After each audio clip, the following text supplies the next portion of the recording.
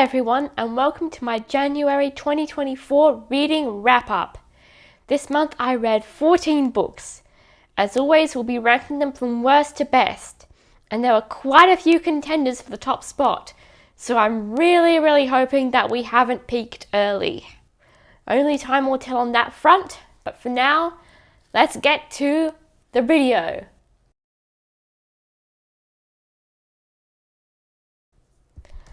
Number 14 was Challenging False Logic Puzzles by Norman D. Willis. I was pretty keen for this one. I thought it was going to be like a story sort of told in the puzzles, because that's what it looked like when I flicked through it, but it kind of wasn't. Like the individual sections sort of built upon each other, or the puzzles in each section built upon each other, but it wasn't like a cohesive story like what I was expecting. The puzzles themselves were definitely interesting though, and challenging. I didn't really go through and like sit down and solve a bunch of them, because you would have needed a pen and paper, but I read through them all, thought about them all, solved a couple.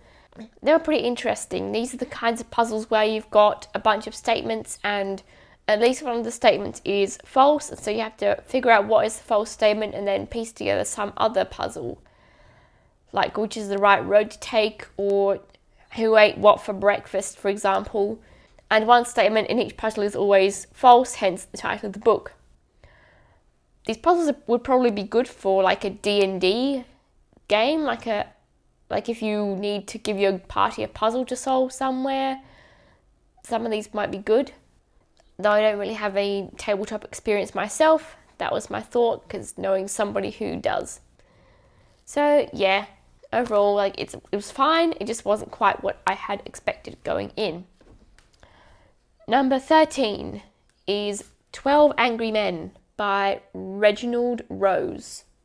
This is not the original version of this play. I only found out after buying it. This is the version that's based on the televised play during the 1950s, so not the original one. I found out about 12 Angry Men through this brilliant set of videos by a channel called Counter Arguments, breaking down that film and the techniques that are used in it to argue and rebut arguments, and just breaking down how and why people can be convinced to your side or not. If you don't know the story of this play or the film or book, whichever version you're watching or reading, there's been a trial, and we followed the 12 jurors deciding whether or not the defendant is guilty or not. And so it starts with 11-1, with only one person wanting to vote not guilty, and so he works to convince the other jurors that there is reasonable doubt regarding the defendant's guilt. And the defendant's guilt doesn't really matter in the end. We never find out why. It's all about the debate that happens and how those seeds of doubt are planted. So I think it's a good story. I'd highly recommend watching Counter Arguments videos on it. I'll put a link to them in the description. But yeah, I'm just a little annoyed that I got the wrong version of the play, not the original version. Oops. Number 12 is Journey to the Orange Islands by Tracy West. This is a Pokemon novel. It's an adaptation of some episodes of the anime, specifically where Ash and friends journey to the Orange Islands. Who'd have guessed? And they deal with Team Rocket. They encounter a Lapras in some danger. So yeah, it's just an adaptation of some anime episodes. I haven't actually seen these particular episodes, but yeah, it was fine. It's a kid's book, but even so, I would have liked maybe a bit more like description. Some of the Pokemon descriptions need to be a bit more descriptive. I get that if you're reading this, you're probably already a Pokemon fan, so you probably know what they look like already, but just, yeah, I don't know. I feel like even as a kid's book, it could have used a bit more description and stuff. But other than that, it was fun to read. And probably still better than the Pokemon games that we got recently. Number 11 is Arsène Lupin, Gentleman Burglar by Maurice Leblanc. And you may have already seen my video discussing this book in the context of the video game Persona 5. So link in the description if you haven't seen that. But I picked up this book because I'm a huge fan of Persona 5, and so I wanted to read the book that clearly inspired the game. I wish this could have been ranked higher. I really enjoyed the personality of Arsène Lupin. However, the first few stories are good, but some of the latter ones were just a bit not as good, not as exciting. They sort of dragged on a bit. Took a while to get to where they needed to go. So yeah, this book peaked early. But I will continue to read the series. I mean, I bought like a whole box set of them, and I do want to continue reading. Hopefully they'll get a bit better. It's not bad. Like I said, it just peaked early. Number 10 is the 143 story Treehouse by Andy Griffiths. This is the 11th Treehouse book in his Treehouse series. And in this one, Andy and Terry go camping and a lot of really spooky stuff happens. And this is definitely one of the better Treehouse books. The first few were great, but then 7 to 10 weren't as memorable. So I'm glad to see that this one did better than the last few. Also, as an aside, this month I went to see a stage play of the 78 story Treehouse, and that was pretty great. It was a lot of fun. The acting was really great. The songs, the music was great. It was just fun and really funny. So I recommend seeing one of the Treehouse plays if you haven't. That was my first time seeing one of them, so that was great. Number 9 is The Art of Counting by Juanjo. I sincerely apologise to anyone who is from wherever this author is from. I do not know how that is pronounced. Probably messed it up. This is a maths book about combinatorics and graph theory, and it was really good. Really interesting. I learnt some interesting stuff, including the history of the mathematician Paul Erdős, who definitely led a very interesting life, that's for sure. This series is kind of aimed at basically anybody.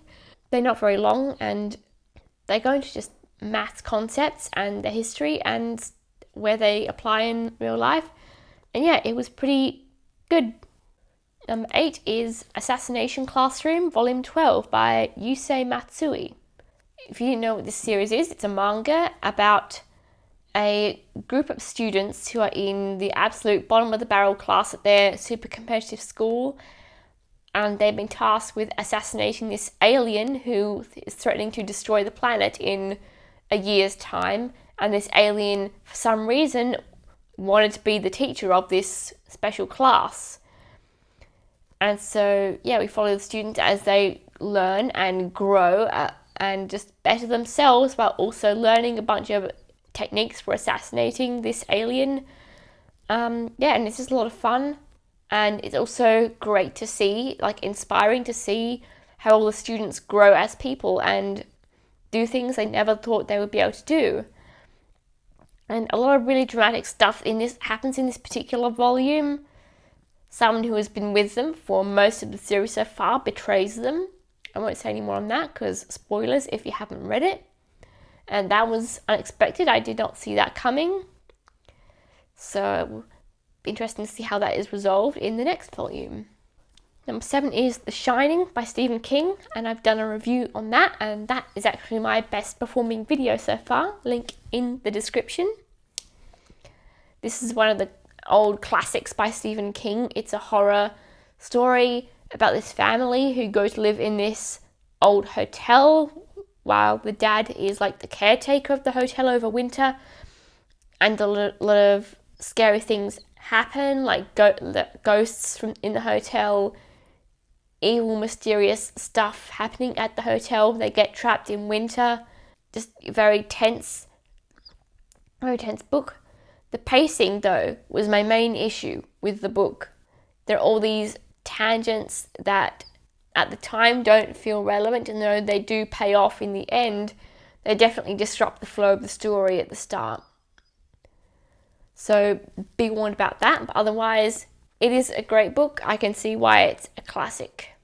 Number 6 is Pencil of Doom by Andy Griffiths. This is book 2 in his Schooling Around series, which are my favourite books by him.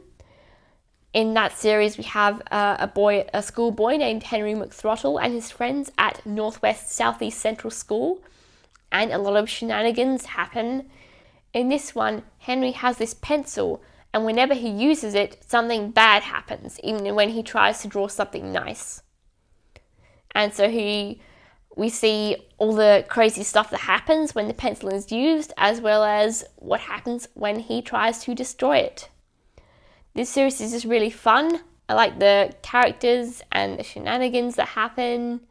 Yeah, it's just really fun. So now we're getting into the top 5 books, starting with number 5, The Resurrectionist by E.B. Hudspeth. This is a creepy book.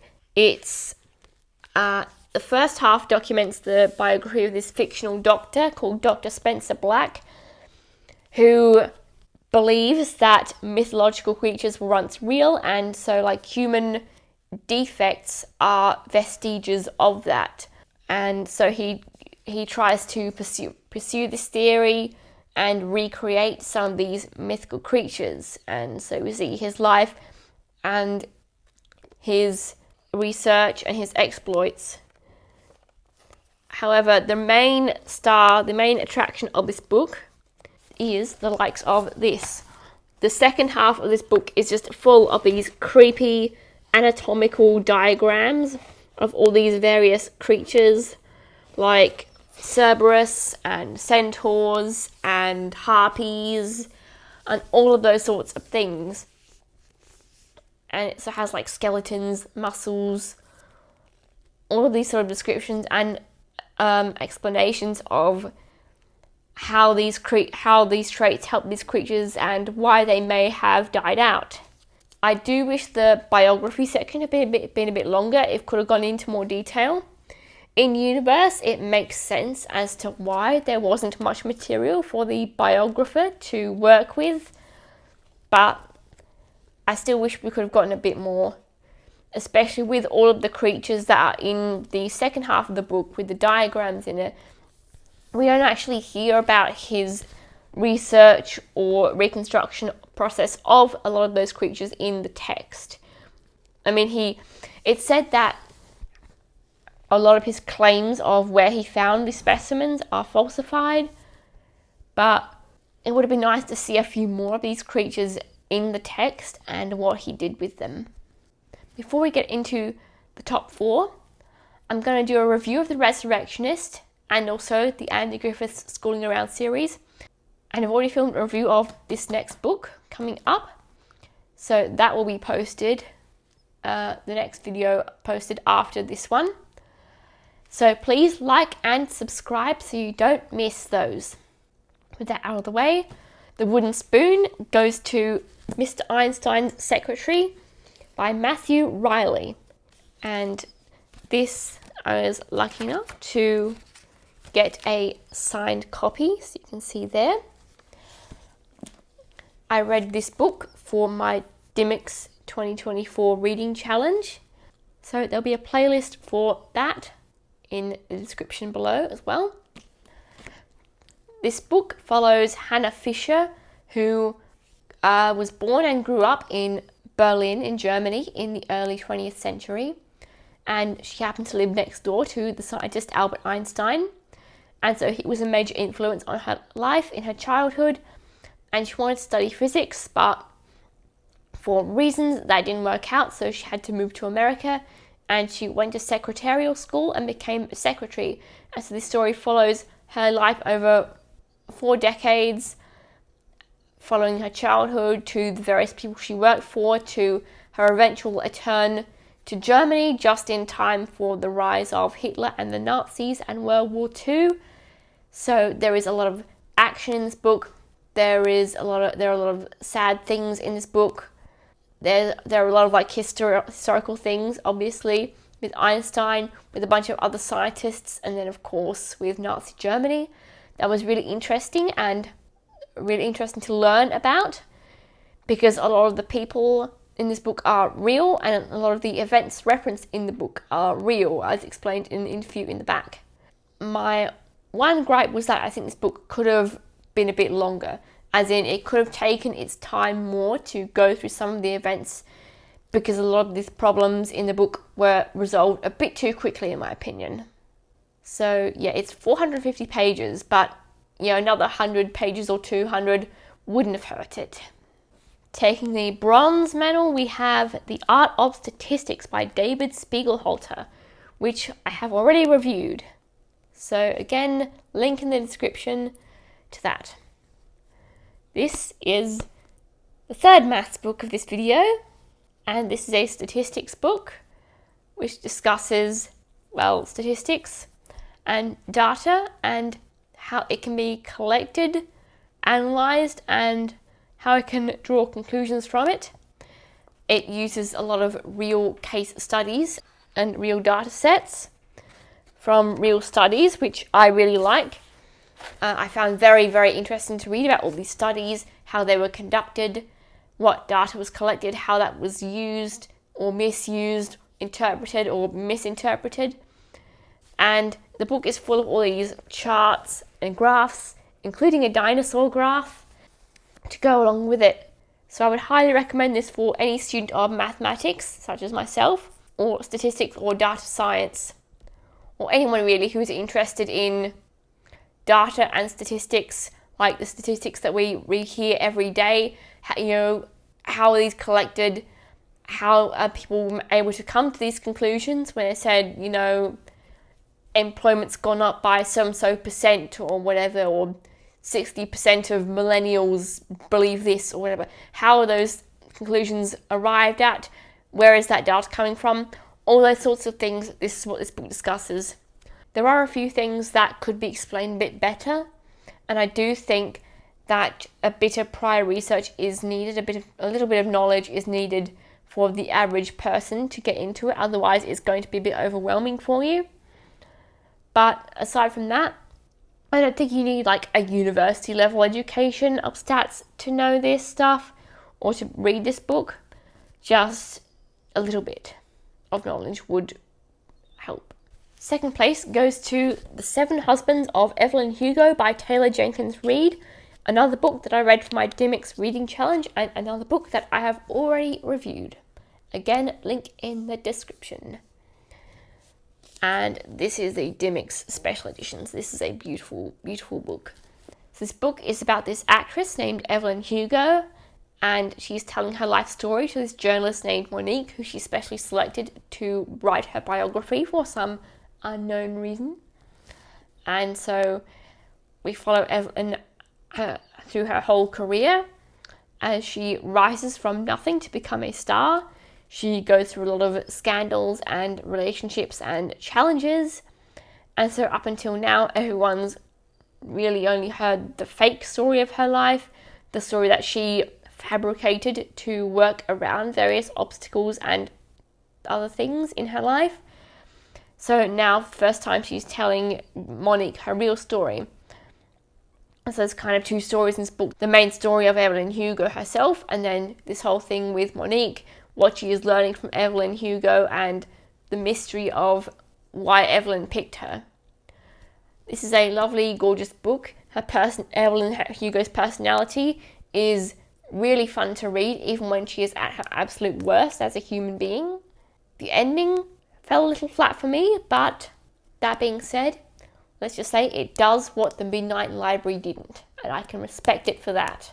And the best book of this month, with no competition, was Divine Rivals by Rebecca Ross, which I reviewed. I filmed a review of it, but alas, the audio went all screwy and I couldn't salvage it, so sadly we lost that review video. I will review it along with the sequel when I read the sequel, so subscribe so you don't miss that. But this book is gorgeous and sassy and heartbreaking and heartwarming and cozy and raw and emotional, and it's just incredible. It follows these two journalists named Iris and Roman, and they work for these newspapers in this fantasy, sort of not high fantasy, not low fantasy, mid fantasy is what I'd say, world where there are these two gods who are at war with each other, and at first the war is kind of far away, but eventually they end up working as war correspondents, and so we see them getting close to the war, how they are affected by it, how they see the consequences of it, and also, of course, their love story. This is a rivals to lovers story. And at the start, we find that the two of them have these magic typewriters that allow them to write to each other, and so they start doing that, except Iris does not know who she is writing to. And their letters are an absolute treat to read, I have to say.